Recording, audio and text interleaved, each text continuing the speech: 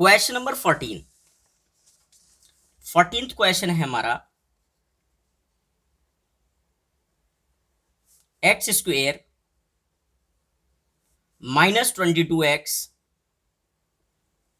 और प्लस का 117, इसे हमें फैक्टराइज करना है।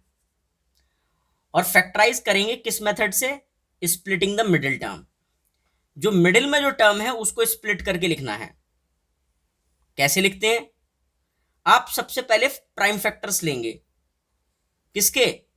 कांस्टेंट टर्म के, यानी कि 117 के। तो 117 के जब आप प्राइम फैक्टर्स लेंगे तो देखो 3 से डिवाइड हो रहा है, 3 3 जा 9 और 3 9 जा 27। अगेन 3 से डिवाइड किया तो 3 1 जा 3, 3 3 जा 9 और 13 1 जा 13। तो प्राइम फैक्टर्स तो ये आए। इन फैक्टर्स को ऐसे अरेंज करना है कि दोनों को ऐड करने के बाद इसके -22 के इक्वल आना चाहिए। ठीक है, इन फैक्टर्स को ऐसे अरेंज करना है कि ऐड करने के बाद क्या है? -22, और इन्हीं दोनों को मल्टीप्लाई करने के बाद कितना आना चाहिए? कांस्टेंट टर्म के इक्वल 117 के।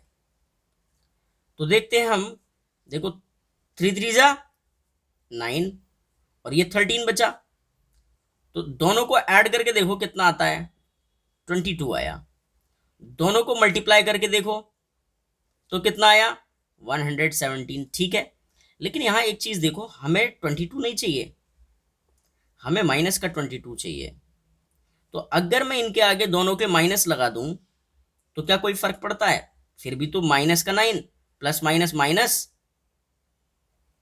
तो दोनों को ऐड करोगे तो माइनस का 22, फिर इन दोनों की मल्टीप्लाई करोगे इन्हीं दोनों की, तो देखो माइनस माइनस प्लस मल्टीप्लाई में, तो बिल्कुल ठीक है हमारा।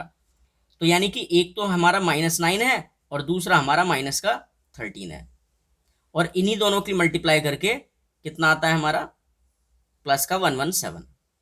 तो यहां देखिए एक्स स्क्वेयर का तो एक्स स्क्वेयर रखा, और माइनस के 22x को लिखा है क्या? माइनस का 9x और माइनस का 13x और प्लस का 117 ऐसे।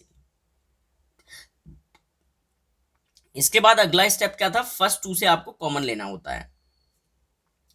x यहां पर भी है, x यहां पर भी है, तो x कॉमन लेते हैं। तो x कॉमन लिया तो क्या बचा? x -9। कैसे? इसकी मल्टीप्लाई इससे कर रहे हैं, ये आ रहा है, इसकी इससे करके ये आ रहा है। जो ये ब्रैकेट x -9 आया है सेम हमें आगे बनाना है, तो हम क्या करते हैं? ऑटोमेटिकली इसको ऐसे लिख देते हैं। अब यहां कुछ नंबर लिखना है जिसकी मल्टीप्लाई इससे करें तो माइनस का 13x आना चाहिए, तो मैं माइनस का 13 लिखता हूं। इसकी इससे मल्टीप्लाई करके देखो ये आ रहा है, और क्या माइनस के 13 की मल्टीप्लाई माइनस के 9 से करने के बाद प्लस का ये आ रहा है? अगर आ रहा है तो पीछे के सारे स्टेप्स करेक्ट हैं, और अगर नहीं आ रहा है तो आपने कहीं पीछे मिस्टेक कर दी है स्प्लिट करने में यहां पर। ठीक है, तो यहां तक तो आपको बिल्कुल क्लियर होगा। अब क्या करना है आपको? इसमें से और इसमें से कॉमन लेना है, और कॉमन वो लेते हैं जो सेम होता है। तो देखो ये ब्रैकेट x -9 इधर भी है और ब्रैकेट में x -9 इधर भी है, तो आप क्या करें? x -9 को कॉमन ले लें, तो अगले ब्रैकेट में वो चीज आएगी जो ब्रैकेट में नहीं है।